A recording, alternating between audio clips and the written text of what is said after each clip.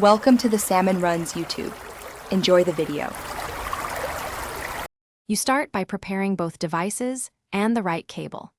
Plug a data-capable USB cable between the source device and the computer or display, because charging-only cables won't transfer video.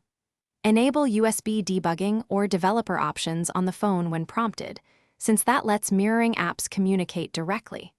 Once done, change the USB mode to file transfer or tethering if the system asks. This often triggers the tethering protocol the mirroring tool uses, which is why we do it now.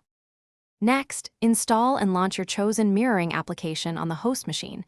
Make sure it supports USB mode. Grant the app permissions for screen capture and USB access. These are necessary so the app can read video frames and forward them to the display. In the app, switch to USB connection or select your device from the Connected Devices list. Once selected, hit the Start or Mirror button. The software will tunnel the video stream over USB, which reduces latency compared with wireless methods. To finish, adjust resolution, scaling, and orientation inside the mirroring app so the image fills the host screen correctly. Make sure audio routing is set if you want sound on the host. If you don't see the screen, first reconnect the cable and restart the app, then toggle the phone's USB mode to file transfer and back.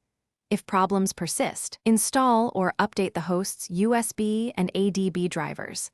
This single step often resolves permission and detection failures, and then try connecting. Thanks for watching. Consider subscribing if we helped you.